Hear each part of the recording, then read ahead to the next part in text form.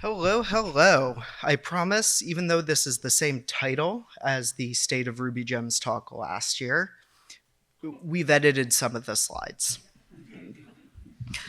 So, a little bit about me. I am at Giddins. If you've ever interacted with Bundler RubyGems on GitHub, you've probably seen that handle and this face. I also go by Samuel, and as mentioned, I'm a maintainer of RubyGems Bundler and RubyGems.org, and the security lead on those projects. And thanks to AWS, I am the security engineer in residence at Ruby Central.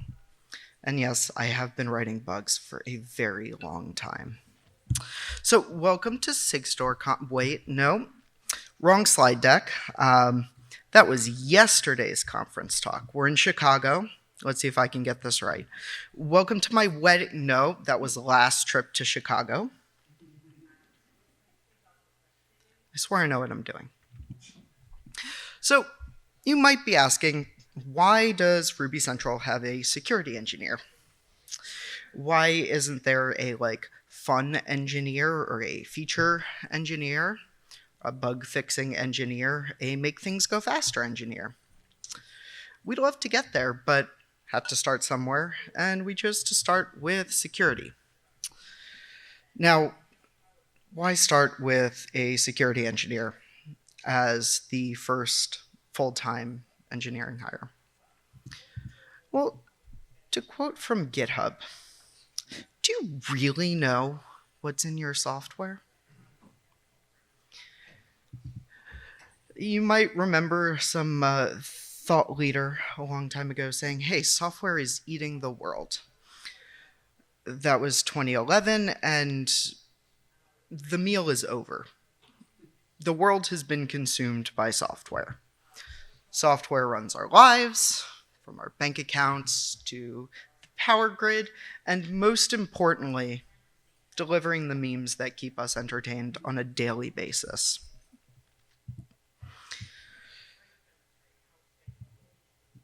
That means that nowadays large enterprises really focus on security. They have big security teams and they have large security roadmaps, and they have a chief information security officer and a chief privacy officer and all that. And small businesses as well have, more liability than they did back in the day when security incidents happen, when data gets leaked or essential services go offline. And, our governments are kind of wagging their finger at us saying, no, you gotta focus on cybersecurity. Well, the good news is my job is to make security as easy as possible for all of you, the Ruby community. I want to focus on the security stuff so you all can have fun and use your favorite programming language and, maybe make some money at work doing it. Up to you. I don't judge. And we don't want security to get in the way. We want to keep Ruby the best and most pleasant language to use for projects of all sizes, whether you're a government contractor, work in a highly regulated industry, or write scripts for fun on nights and weekends.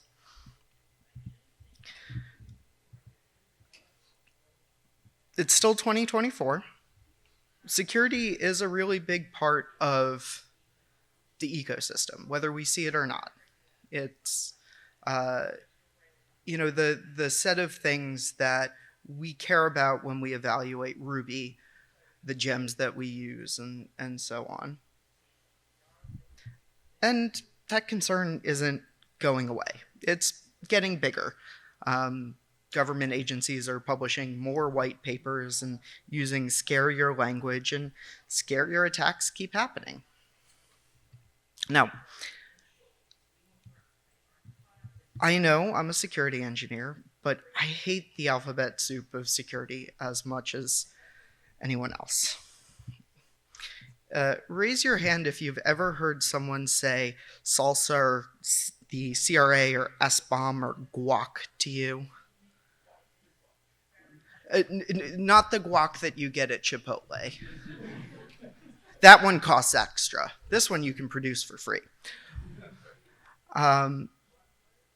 All that stuff isn't fun, and I know as well as everyone. I just came from a conference about supply chain security, and my eyes rolled at the one talk that repeated SBOM roughly 2.5 times every sentence.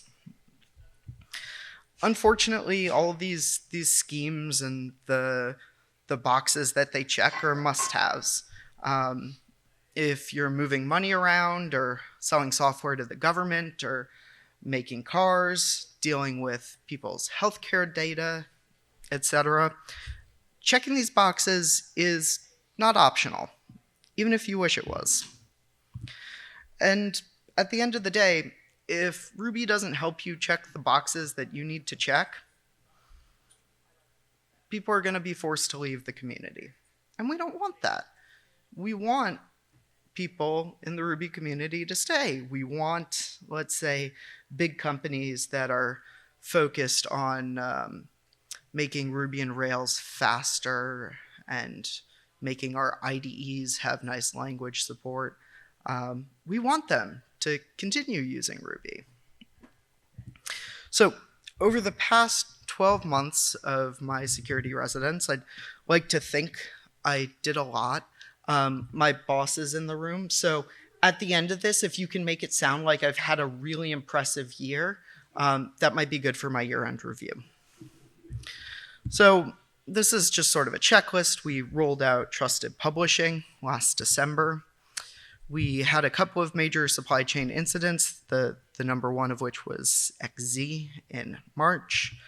And as a result, built tooling to make responding to that stuff less miserable, because I really don't like it when I get paged while on the ski slopes on a family vacation. I wrote a SigStore Ruby client. We had a security audit, and I helped lead the response to that. And this is my big project that I don't quite have wrapped up, but stay tuned. I'm very productive at conferences. I've been working on integrating SigStore into RubyGems and Bundler. And finally, I've spent a lot of time working with my peers in different software ecosystems, sort of defining what it means to be a modern packaging ecosystem, to run a safe and 2024 era software repository. I'd like to think that's meant they've had like extensive thought leadership. And, of course, all the other stuff that being a maintainer on our team entails, including, I did the math, 2,190 hours of being on call for RubyGems.org. So, trusted publishing.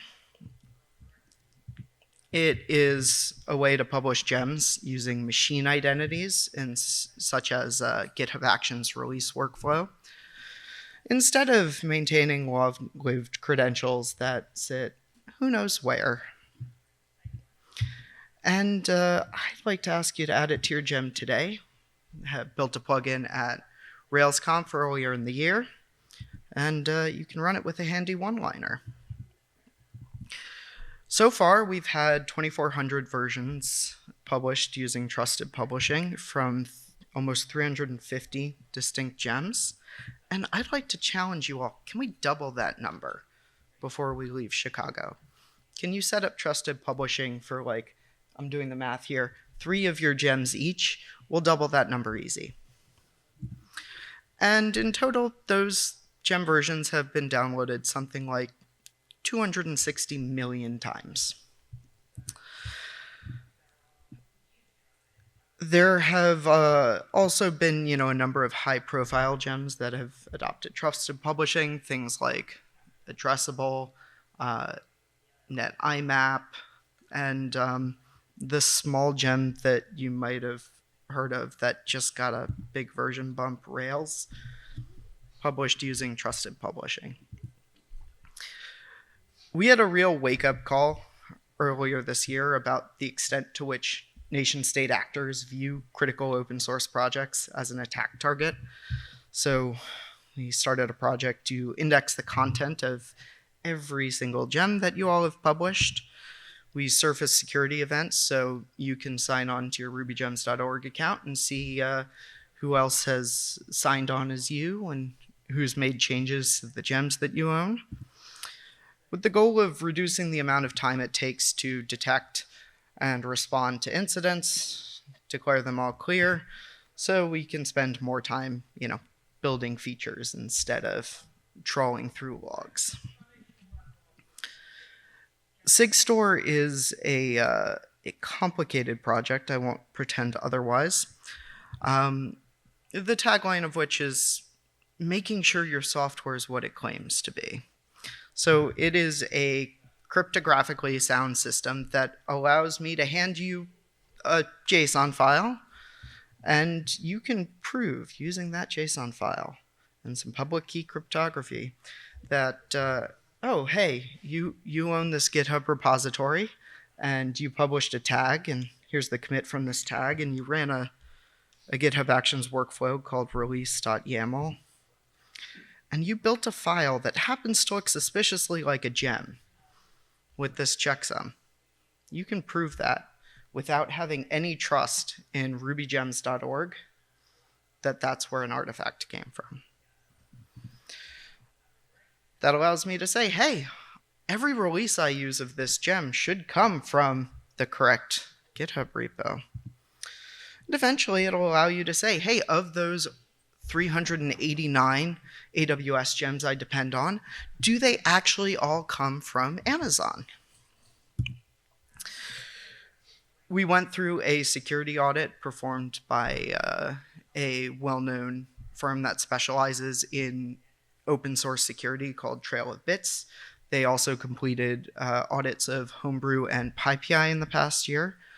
It was funded by our wonderful friends at Alpha Omega, and you can expect an in-depth retro on that whole process on our blog in the next month, now that I no longer have to take time to prepare for this talk. But don't worry, rubygems.org is in good shape. Now, I would love nothing more than to spend, let's be honest, it would be more than an hour going into more detail about all the security work that we've been doing over the past year. So come say hi and, discuss Ruby and RubyGems security this week. We have a whole hack day to do that tomorrow. And now, because it has been a long day, I will hand you off to my more talented and well-rested teammates. Martin.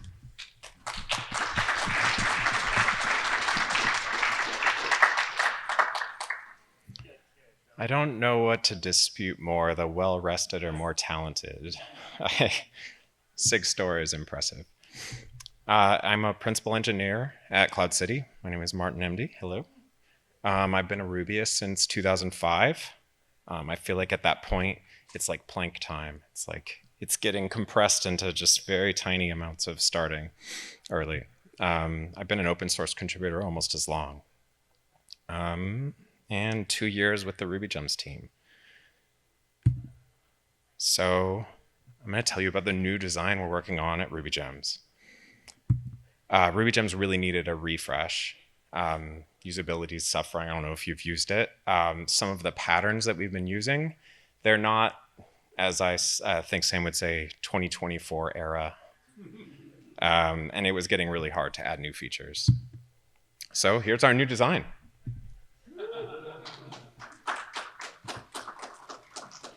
Yeah, that's not actually so, yeah, most of this is still, yeah, oh my.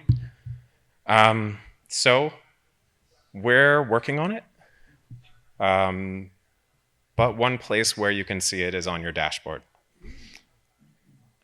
And if it looks so good, it's my designer's accomplishment. I did the CSS and the classes and the divs. And we have a dark mode for the first time on RubyGems. Thank you. My eyes, literally, I made the designer do it because my eyes were hurting while I was working on it. So at night, I work on the dark mode. But it's not all here yet. Waiting is not easy. So it will be coming. I wanted to find out how long we had used this design.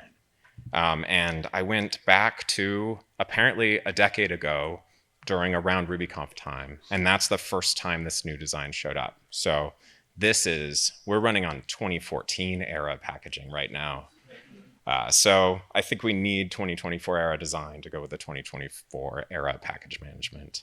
And I got curious, so I went back a little further. This is 2010. Some of you remember, yeah, 32 million downloads of gems. Compared to 165 billion, that's a big change. And then this is even further. 2007, packaging bliss. Okay, I made a minor mistake. We already had a dark mode in 2004. And I've been spending all my time lately on organization accounts. So we received funding from Alpha Omega as well to do organization accounts. And up until today, managing multiple gems as a team, you had a couple options. You could use one account and share it very carefully. AWS rotates credentials regularly. They're on top of it. You can add everyone to all your gems. You've seen a lot of lists of owners on gems. Or you can get ownership of a gem and then remove everybody else, which happens. Yeah. So the first step towards organizations is a maintainer role. This is live now. It is like a miniature organization with one gem. And you can still, as a maintainer, push gems, but without all the remove everyone. So this is some of the screens. We are really excited to launch it. Our goals, there. Okay. Our goals for the organization accounts is it's opt-in. It doesn't disrupt any existing use cases. Gems should still push. Everything should still work. If somebody adds a gem to an org, you should just not notice that it happened other than you get the invite. Everything should keep working. So that's like critical. And we want to make sure that because these are critical changes, they're very clearly described. So we learned from our fellow friends at the Python Packaging Index that when you approve names for organizations manually, you get so overwhelmed that they just declared bankruptcy. There were too many. So we have decided an approach to naming orgs is that you name them after a gem. That's it. You own the gem, you can name the org that. You don't own the gem, you can't name the org that. So that means because the land rush is over on RubyGems, most people already have the name that they want. So if you don't already, it's probably already taken. And this is also the area in which we take disputes. So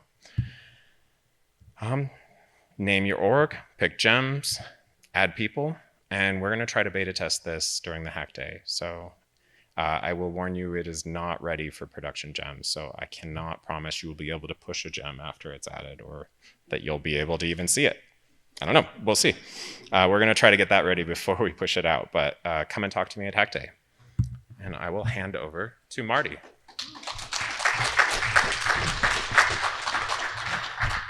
All right, thanks, Martin. All right, so I'm going to talk to you about the open source program.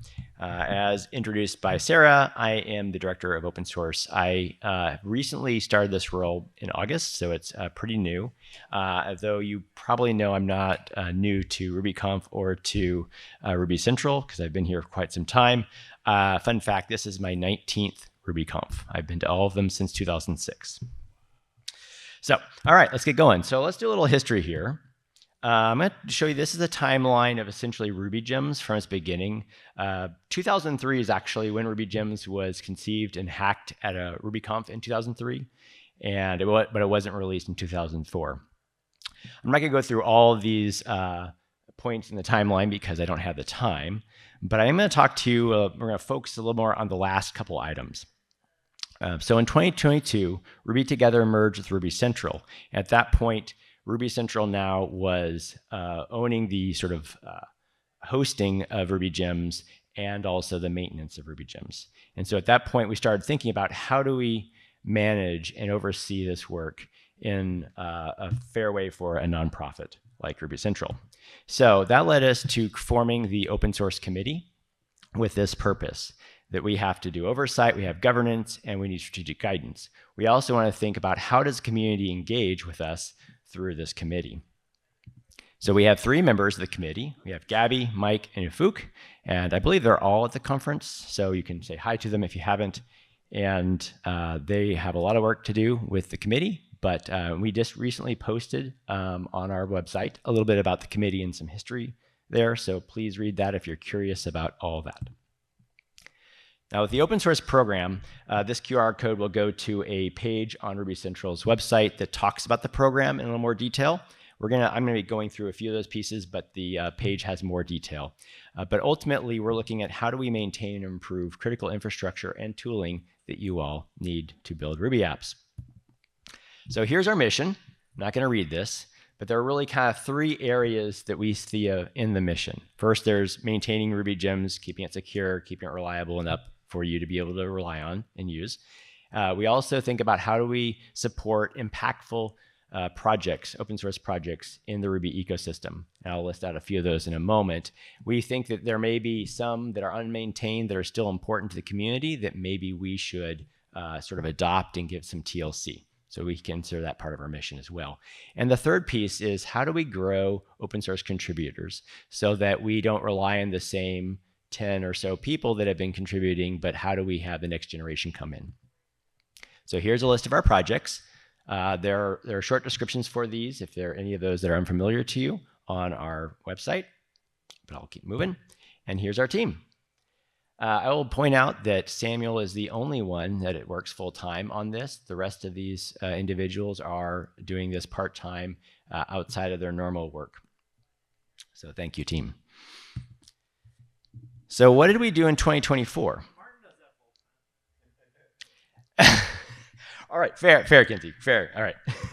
So 2024, we have an annual report that we just published. This is the first time we've ever done an annual report on our work in open source. And this QR code will take you to this. This report is a web preview. We'll be doing the finalized version by the end of the year, and which you can download and look over. So here are some highlights.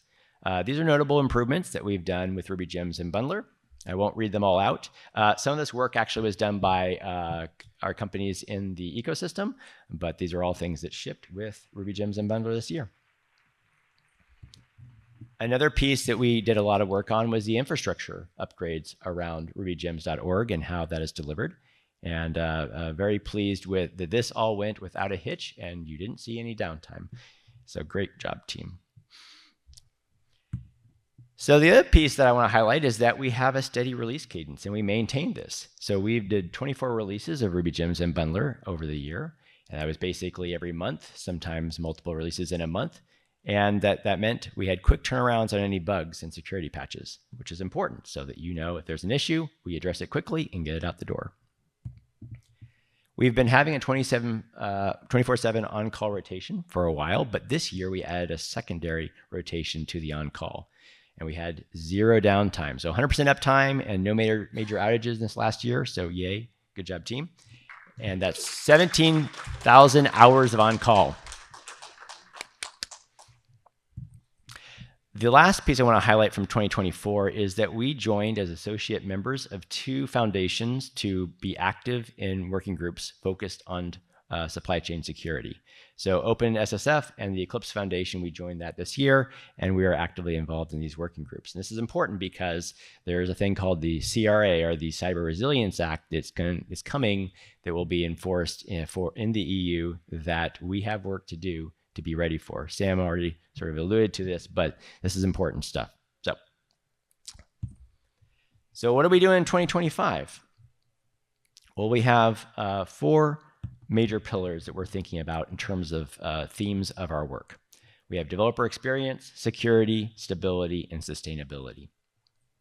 But before we get to the 4 pillars, there is the foundation that all this is built on, because this is a mission critical service. You all depend on this. We think very much about service uptime. We think about bug fixes and those regular releases.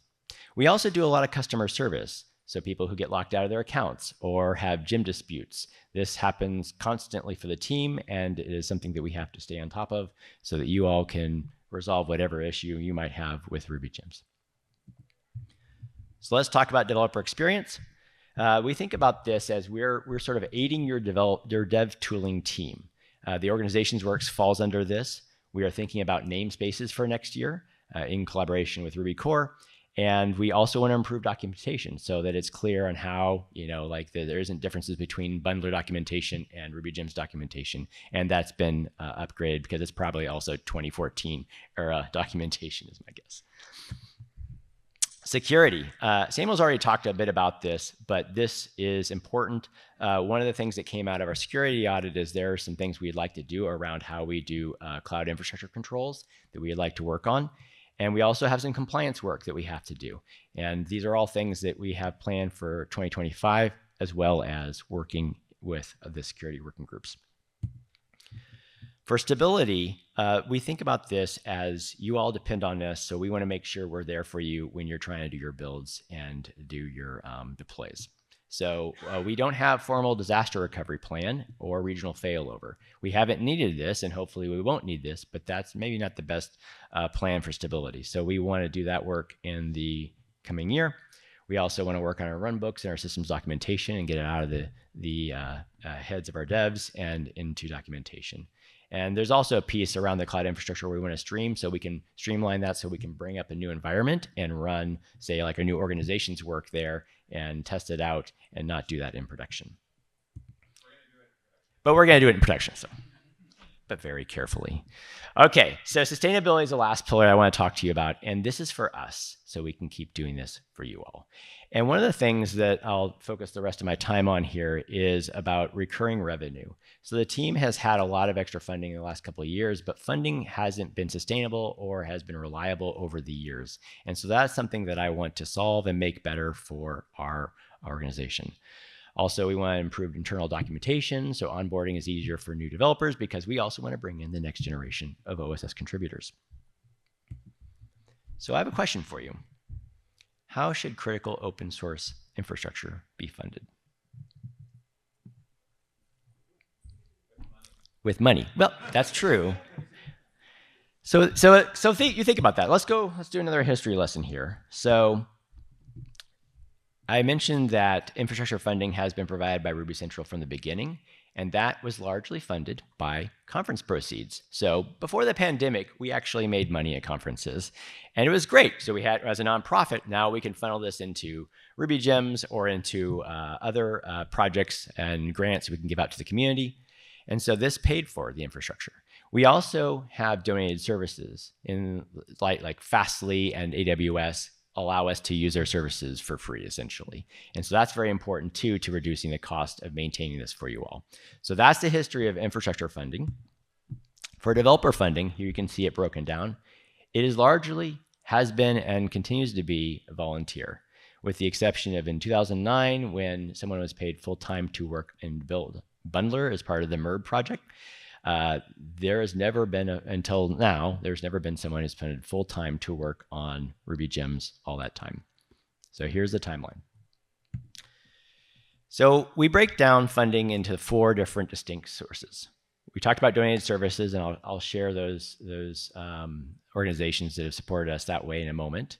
We have the membership program. So those of you who have joined the Ruby Together membership program that's now under Ruby Central, we thank you for your support. That also helps pay for the team's work.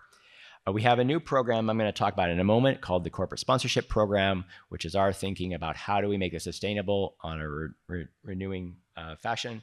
And then we have the program-specific funding partners, which we've kind of highlighted, like Alpha Omega already in AWS. They gave us money for a specific purpose, but that is not renewable. So here are donated services. We have AWS, Fastly, Datadog, Honeybadger, DNSimple, Mend.io, and Avo all provide important services for free for us to run RubyGems. So thank you.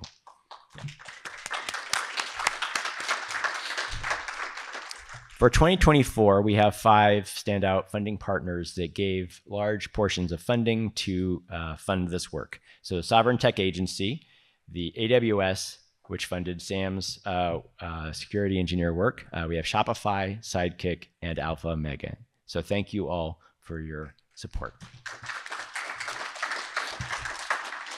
So what does that look like? This is the breakdown of how that funding compares to itself. And you can see that over half is program-specific funding. And if you recall, one of the aspects of that is it's not renewable, meaning that 2025, if I don't go and raise some more money, this pie will be dramatically smaller, which means we won't be able to continue to do all the work that we want to do and would love to do for you all.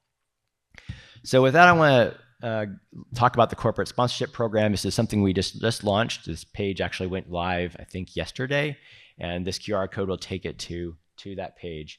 And this is how we view our path to sustainability, because the thinking that we've had is that, do we really want to have a very small number of very large companies pay the bulk of the funding, provide the funding for this work, or should we collectively, as an organization, as a community, provide that funding? And we think that it's best for the Ruby community to collectively fund this work instead of relying on a handful of small companies that may change their mind on funding this or not. So please, I would say, visit this page and think about, like, does it make sense for your company to somehow get involved in helping support this? And we would like there to be a level for every company to be able to pitch in, even if it's a small amount of like $1,000 a year or something like that. It all helps. So how should we fund open source? One more thing I want to mention before we stop.